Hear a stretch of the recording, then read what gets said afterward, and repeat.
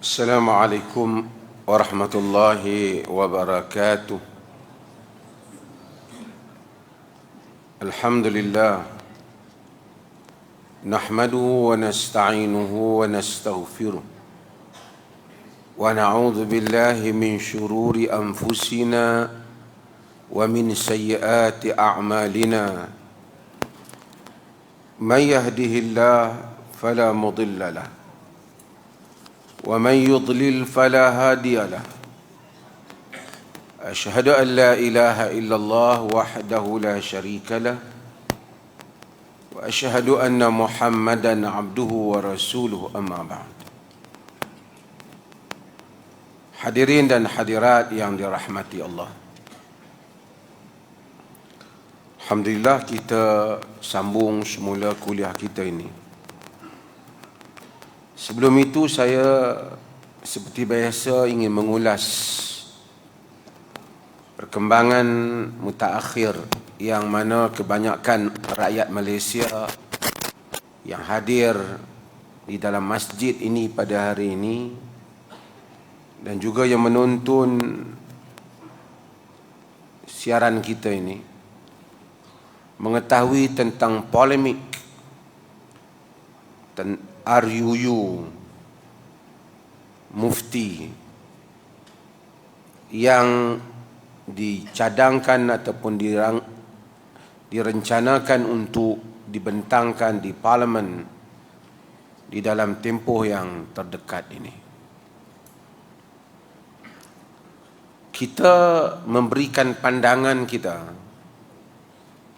kebimbangan kita di atas beberapa perkara. Pertama, di atas kesempitan ta'rif yang akan memberikan kesusahan, perpecahan, kafir mengkafir, sesat menyesat di kalangan kaum muslimin.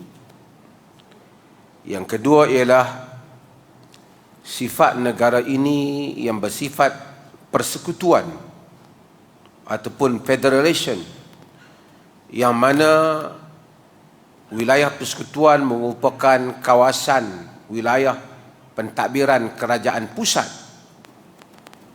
yang mana semua orang daripada Perlis, daripada mana-mana sahaja, Kedah, Selangor, apa sahaja, mereka mesti memasuki wilayah persekutuan.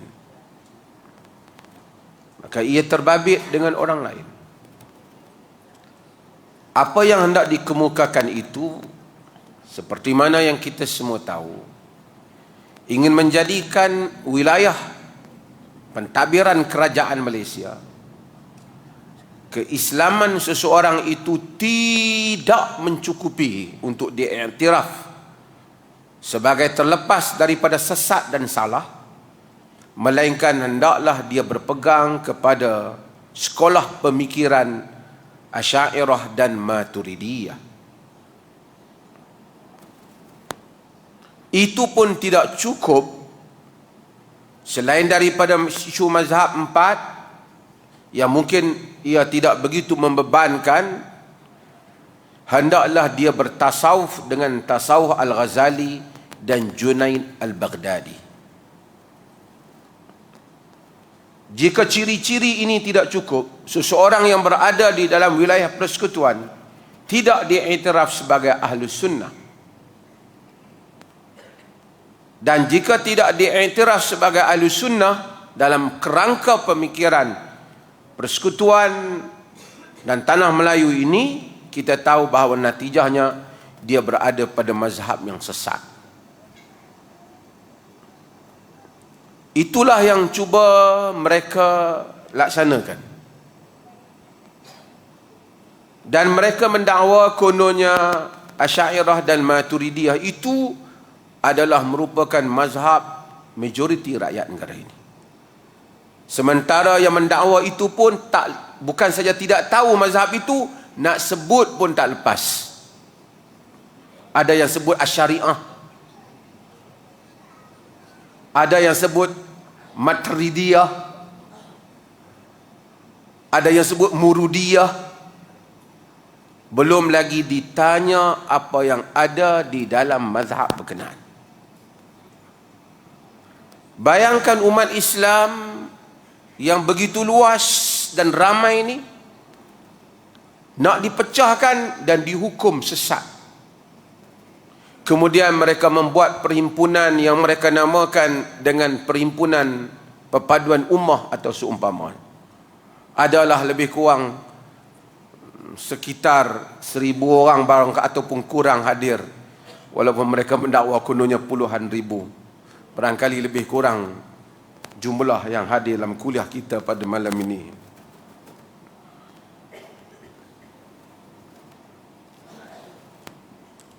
Inilah yang diperjuangkan. Saya menyebut duka cita ia berlaku pada zaman kerajaan Madani yang berbicara tentang inklusif bukan eksklusif. Keterbukaan. Saya percaya itu bukan hasrat Yang Amat Perdana Menteri, tetapi menteri yang menguruskan urusan agama itu tidak mengikuti, menghayati apa yang sepatutnya. Saya ingin memberitahu beberapa hal di sini. Hal yang seperti ini telah berlaku di dalam sejarah Islam. Ia berlaku pada zaman kerajaan Abbasiyah. Pada zaman Imam Ahmad bin Hanbal. Imam Ahmad bin Hanbal ni dia lahir pada tahun 168 Hijrah. Sebelum lagi Abul Hasan Al-Asy'ari lahir. Dan meninggal pada tahun 241 Hijrah. Abul Hasan tak ada lagi sejarah dia. Belum muncul lagi apa-apa pandangan dia.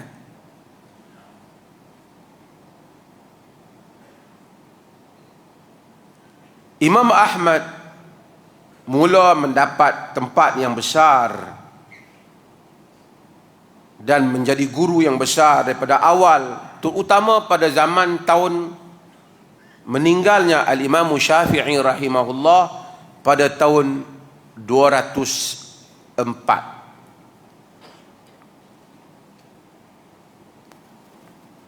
Dia mengajar, menjadi guru terkenal sebagai imam di dalam hadis.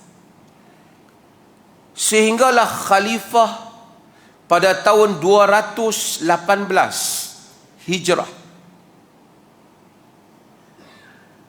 Khalifah Al-Ma'mun, salah seorang khalifah kerajaan Abbasiyah, telah termakan idea Mu'tazilah.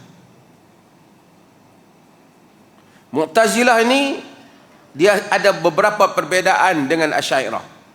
Tapi dalam kes ni tak banyak beza, tapi saya akan sebut sedikit. Khalifah Al-Ma'mun pada tahun 218 mula menerima idea Mu'tazilah. Dengan idea Mu'tazilah itu dia memulakan tidak menjadikan rakyat itu tidak cukup sekadar Islam, tetapi hendaklah diuji akidahnya, iaitu tentang isu dia panggil khalqul Quran, kejadian Al-Quran. Adakah Al-Quran ini makhluk atau bukan makhluk? Ulama-ulama Ahlus Sunnah dan umat Islam sebelum itu tidak menimbulkan isu itu. Tetapi Mu'tazilah karena isu perdebatan dengan Kristian, isu pemikiran falsafah Greek Yunan yang telah masuk dalam buku-buku melalui beberapa orang tokoh, ketika itu muncul satu orang yang terkenal dengan kuatnya idea ini, Bishr bin Ghiyath Al-Marisi. Dan muncul juga orang yang menjadi mufti. Ketika itu dia panggil Qadil Qudah bagi kerajaan Abbasiyah, yaitu Ahmad bin Abi Duad. Mereka ini kuat mempromosi idea ini. Seseorang bila di Islam tak cukup, kena tanya dia kata Quran makhluk ataupun tidak. Asy'ariyah dengan Mu'tazilah dalam hal ini sama, Quran makhluk. Cumanya Asy'ariyah memperincikan yang makhluk itu yang ada tulisan dan huruf yang turun pada Nabi, kalam dibezakan dengan kalam ini dan kalam hakiki ataupun kalam nafsi dengan kalam yang ada yang dibaca dan didengar oleh kita. Sama dengan Mu'tazilah, tapi Mu'tazilah lebih lajak lagi. Sedangkan Ahli Sunnah generasi awal tak bicara masa itu. Masa itu Asy'ariyah belum muncul, hanya ada Mu'tazilah. Khalifah Al-Ma'mun mula bertanya ulama akidah mereka. Dan ramai yang ketakutan, ada yang terpaksa jawab. Sehingga dikatakan Yahya bin Ma'in pun tak berani jawab kerana khalifah mula mengenakan kuasanya kepada siapa yang menyanggahi mazhab ini.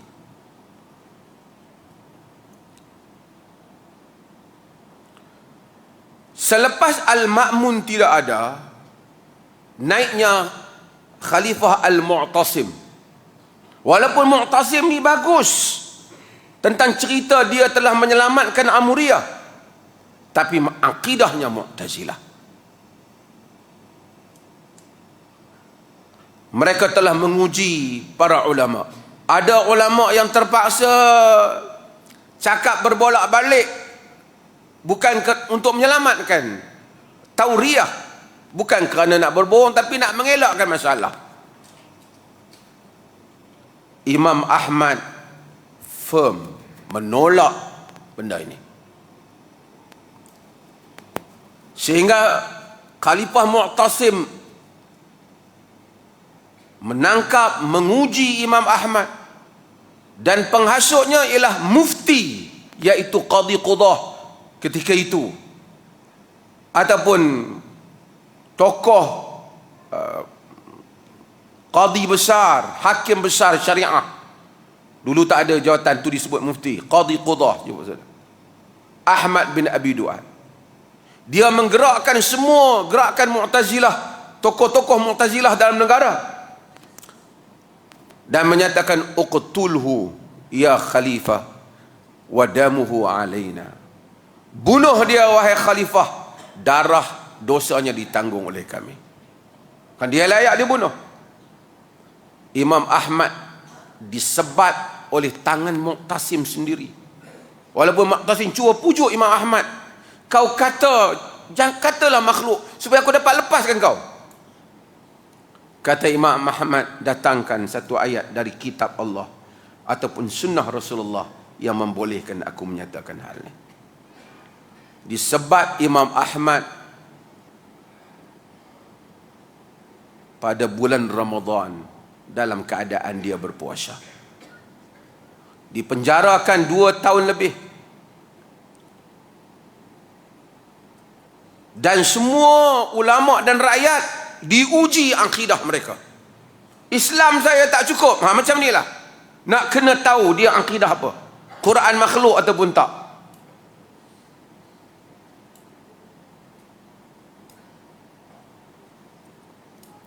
Ramai ulama, ada sebahagian yang mati. Imam Ahmad bertahan. Ulama, orang lain tak boleh buat apa, rakyat tak boleh buat apa, khalifah menggunakan kuasa. Ditambat dan disebat Imam Ahmad. Sehingga para ulama menyebut asamallahu al-ummata bi Abi Bakr yaum riddah wa bi Ahmad bin Hanbal yaum al-mihnah. Allah selamatkan umat ini dengan Abu Bakar pada hari peperangan, pada hari riddah, hari murtadnya orang ramai-ramai. Dan Allah selamatkan umat ini dengan Ahmad bin Hanbal pada hari mihnah, iaitu hari ujian, iaitu Quran makhluk ataupun tidak, dinamakan dengan Ayyamul Mihnah. Selepas Ma'mun tak ada, ganti khalifah yang baru Al-Mu'tasim, atas mazhab yang sama.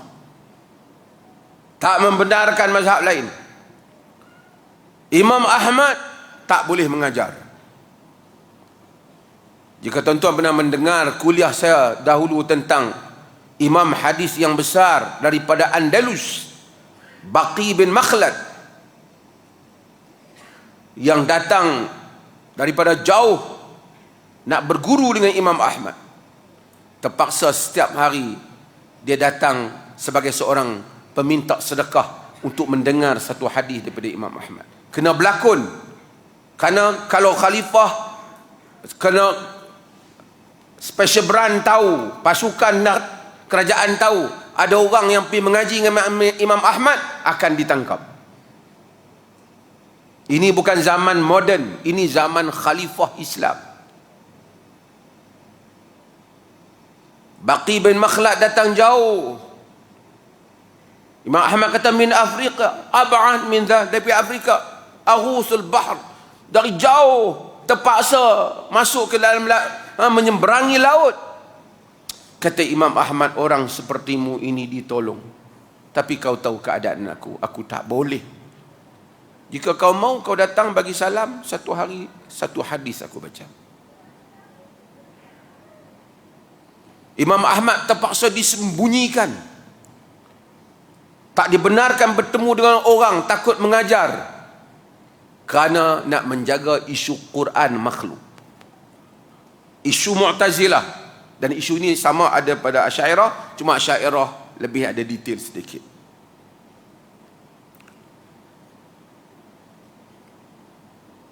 Tuan-tuan, habis Khalifah Mu'tasim meninggal dalam keadaan akidah itu, naik Al-Wathiq, Khalifah yang berikutnya, masih lagi dalam akidah itu. Tetap Imam Ahmad dan ramai ulama ahlu sunnah tidak boleh mengajar.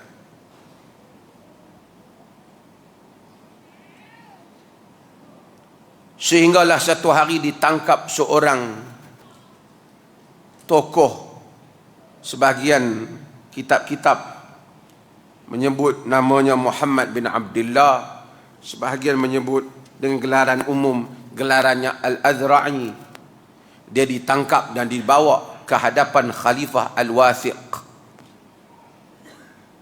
Al-Wathiq ini kemudian diminta, Al-Wathiq kata, kau dialog dengan Ahmad bin Abi Du'ad, dia punya mufti dah, dia punya qadhi qudah dah.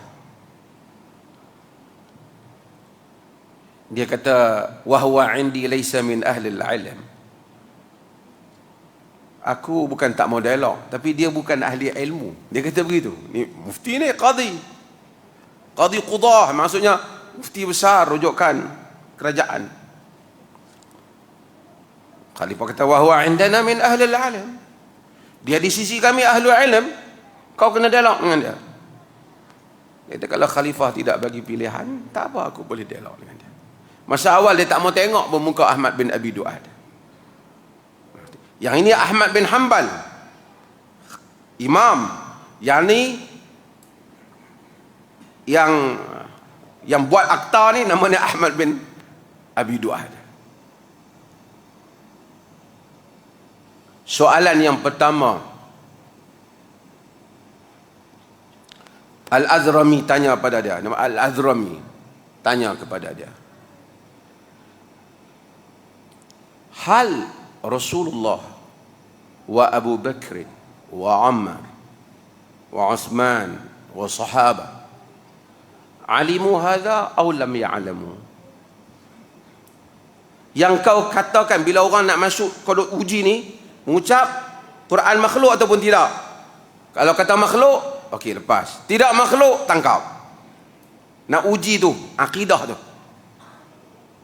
Dia tanya, adakah Rasulullah, Abu Bakar dan Umar dan sahabat semua, mereka tahu tak apa yang kau tahu ni, masalah Quran makhluk ni?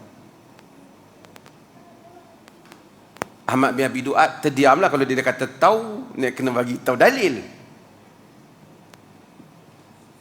Dia kata, ma'alimu. Mereka tak tahu.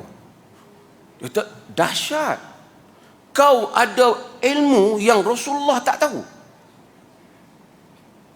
Abu Bakar tak tahu. Omar tak tahu. Adakah kau mendapat wahyu ataupun apa? Tak. Sebenarnya mereka tahu. Dia kata. Dia pusing balik. Tak, dia kata, mereka tahu. Dia tanya, kalau mereka tahu, adakah mereka menyeru kepadanya, mengajarnya, menguji orang tentangnya, bertanya orang apabila orang itu telah Islam, mereka bagi tahu? Kalau mereka tahu, mereka ada tak seru dalam mana-mana dalil kau, dalil Quran dan Sunnah, menunjukkan mereka menyeru orang kepada apa yang kau seru,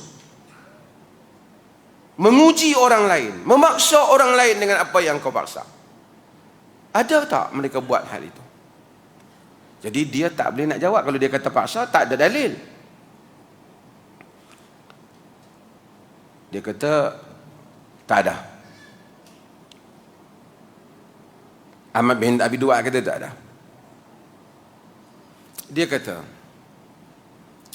jika sekiranya mereka tahu seperti mana yang kau dakwa, tapi mereka tak menyuruh orang kepadanya, tak memaksa orang untuk menerimanya, tidak menguji orang tentang agama dengan perkara ini, mengapa tidak engkau berlapang dada seperti mana Rasulullah dan para sahabatnya berlapang dada, tidak melakukan hal ini? Kenapa engkau nak melebihi mereka? Jika engkau betul, tak apalah kau. Jika kau salah, biarlah kau seorang salah. Jangan nak suruh orang lain pun salah.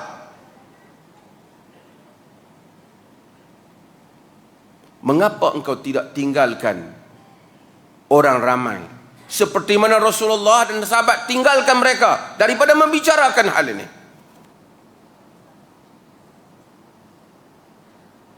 Ahmad bin Abi Duat tak boleh jawab. Dia terdiam. Khalifah Al-Wasiq merenung panjang. Ahmad Al-Wasiq kata pada Ahmad bin Abi Duat, kau jawablah. Ya, dia kata mereka tak suruh, tak ada kalau mereka ada kelapangan. Kalau let's say kau betul lah.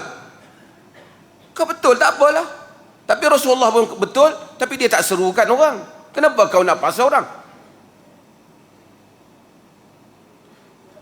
Ahli sejarah kata sebahagiannya Al-Wasiq buka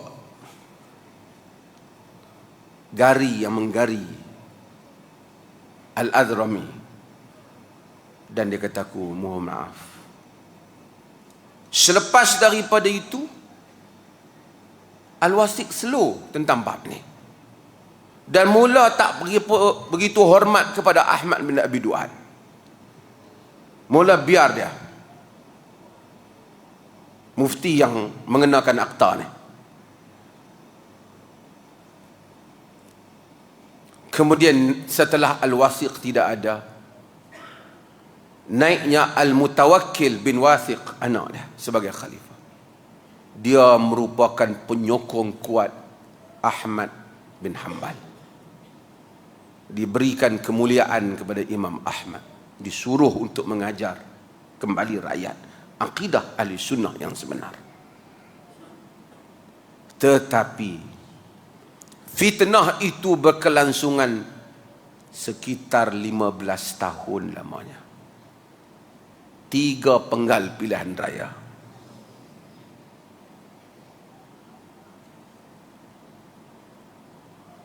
Lima belas tahun Imam Ahmad disebat, diburu, dipenjara, terpaksa menyembunyikan diri, terpaksa berada jauh daripada orang demi satu isu, tidak mau menyatakan seperti yang Ahlul Kalam kata, Quran adalah makhluk. Ini pengalaman sejarah. Kemudian kita tahu dalam sejarah muncul lagi hal yang seperti itu. Ibnu Tumat yang muncul di Maghrib Ibnu Tomak ni datang kemudian. Dia ni lahir pada tahun 470 lebih, 74 begitu. Meninggal pada tahun 524 Hijrah, berapa ratus tahun kemudian, selepas peristiwa yang dahulu. Dia memerangi kerajaan Murabitin, menegakkan kerajaan Muwahhidin, mewajibkan akidah Asy'ariyah kali ini. Membunuh dalam satu malam saja 70,000 orang yang tak bersama dengan akidahnya. Buku dia sekarang itu, Aqidah Mursyidah itu, diterjemahkan dan disebarluaskan oleh golongan-golongan konservatif ini dalam negara kita. Termasuk yang hadir di dalam perhimpunan-perhimpunan ini. Mereka mengepalai buku Ibnu Tomak ini. Ibnu Tomak ini.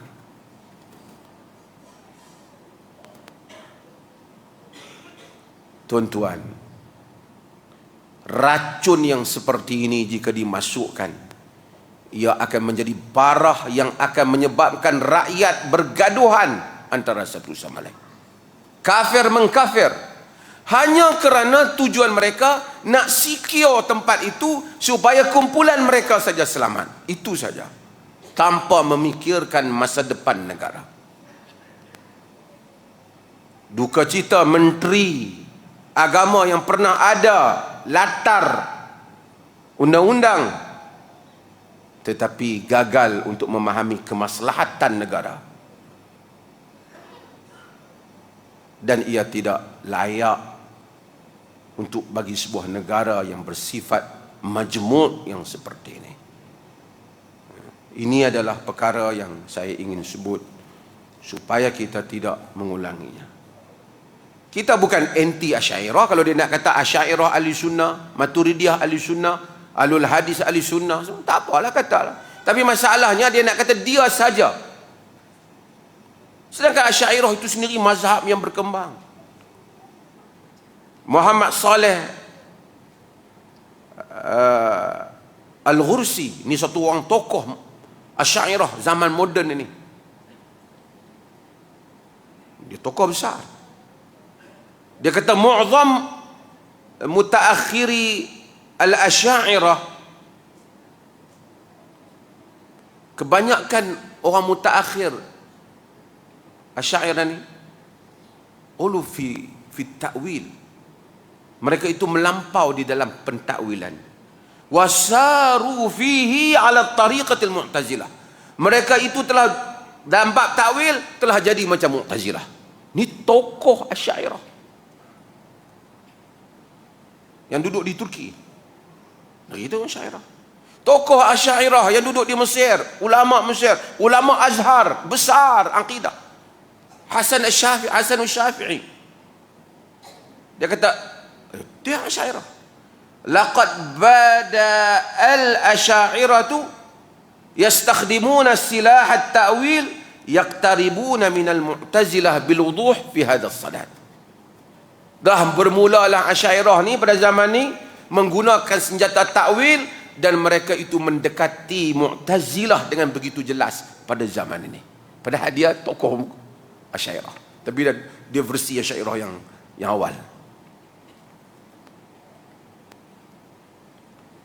Dan ini saya sebut, mungkin sebahagian orang perleh ke apa, yang mungkin tidak jelas kenapa isu ini begitu dibincangkan. Kerana ia isu yang bersifat sektarian, kepuakan yang cuba dijadikan oleh segolongan puak untuk kepentingan tertentu dengan membelakangkan kepentingan dan masa depan negara. Kononnya untuk kesatuan. Apa maksud untuk kesatuan? Tujuan kita untuk kesatuan dalam masjid ini, kita hanya benarkan mereka yang pakai kain plekat saja masuk. Jubah tak boleh. Boleh macam tu. Tujuannya untuk kesatuan. Atau benarkan pakai jubah saja, yang pakai t-shirt jangan masuk. Kalau kau untuk kesatuan, kau benarkan semua orang masuk. Selagi orang nak solat.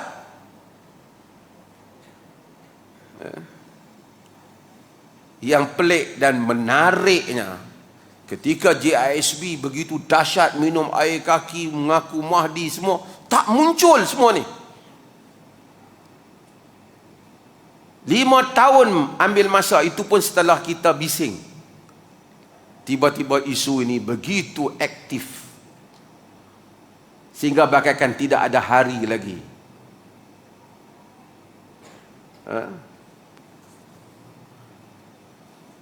La haula wala quwata illa billah.